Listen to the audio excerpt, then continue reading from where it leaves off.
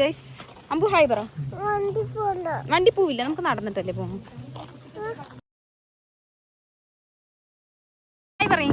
By പറയും. Hi guys, അപ്പോൾ നമ്മളിപ്പോൾ ബായ് പറഞ്ഞിട്ട് എങ്ങോട്ടേക്കാണ് പോകുന്നതെന്ന് വെച്ചാൽ നമ്മൾ അമ്പലത്തിലേക്ക് പോവാണ് കേട്ടോ. അതായത് നമ്മുടെ വേലയുടെ തലേ ദിവസമാണ് ഇന്ന്.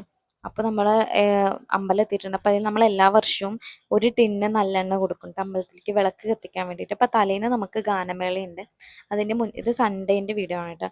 മുന്നത്തെ ദിവസം നമുക്ക് കുട്ടികളുടെ പരിപാടിയൊക്കെ ഉണ്ട്. അപ്പോൾ തനിയൻ ജിമ്മനായതുകൊണ്ട് എടുക്കുകയാണ് കേട്ടോ. അങ്ങോട്ട് എണ്ണനൊക്കെ എടുത്തിട്ട് വരികയാണ് കേട്ടോ. അപ്പോൾ അമ്പൂൻ്റെ അടുത്ത് ഞാൻ ഹായ് പറയുന്നൊക്കെ പറയുന്നുണ്ട്. പക്ഷെ അവൻ ചിരിക്കുന്നില്ല കേട്ടോ. അവ ഉറങ്ങി എണീച്ചിട്ട് വരും. പിന്നെ ചേച്ചിയായിട്ടും അമ്മായും കൂടെ സംസാരിക്കും. തൊഴുതിറങ്ങി കഴിഞ്ഞ് അപ്പം അങ്ങനെ സംസാരിക്കാം. അപ്പം നമ്മുടെ അമ്പലമൊക്കെ കുട്ടപ്പനാക്കിയിട്ടുണ്ട് കേട്ടോ അമ്പലത്തിനൊക്കെ.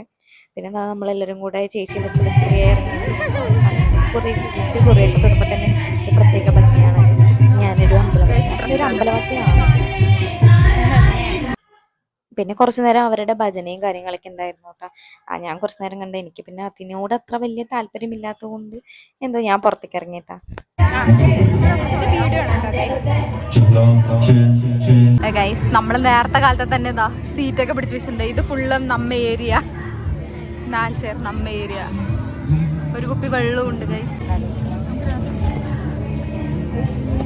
ഞങ്ങളെപ്പോൾ ഇവിടെ മൈക്ക് എടുത്തിട്ടില്ല. ഞങ്ങളിപ്പോൾ ഇവിടെ എന്താണ് ഗാനമേള കാണാൻ വേണ്ടി വന്നിരിക്കുകയാണ്.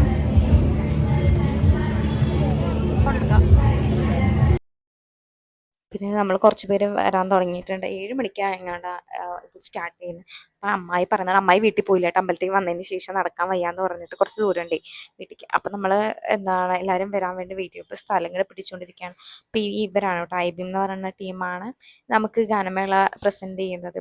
അപ്പോൾ ഒരു 2-3 വർഷമായിട്ട് നമ്മൾ ഇവരെ തന്നെയാണ് കോൺടാക്ട് ചെയ്യുന്നത് കേട്ടോ. അപ്പോൾ പാട്ടും കാര്യങ്ങളൊന്നും കുഴപ്പമില്ല.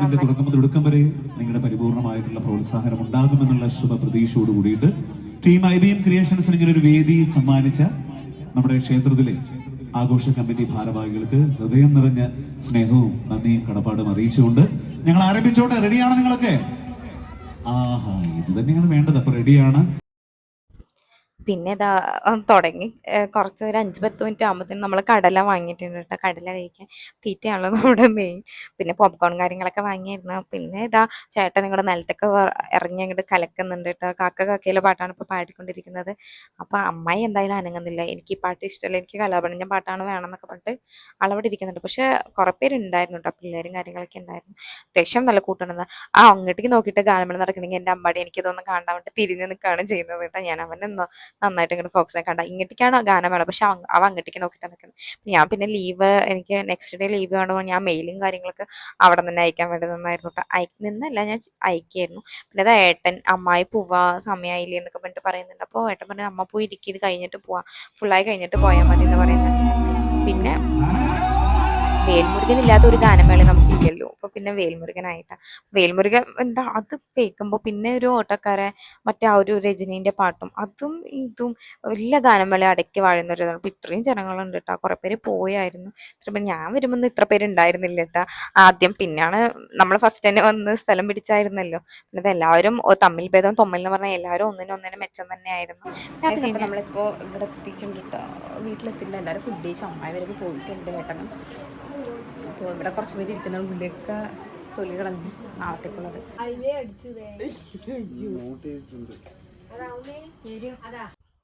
പിന്നെ അവിടെ കുറച്ച് മിക്സ്ചറും കൂടെ ഉണ്ടായിരുന്നു, അതും കൂടെ കഴിച്ചു. അപ്പോൾ ഇത്രത്തെ വീഡിയോ. Thank you. ബാക്കി ഇവിടെ നാളെ വരാം.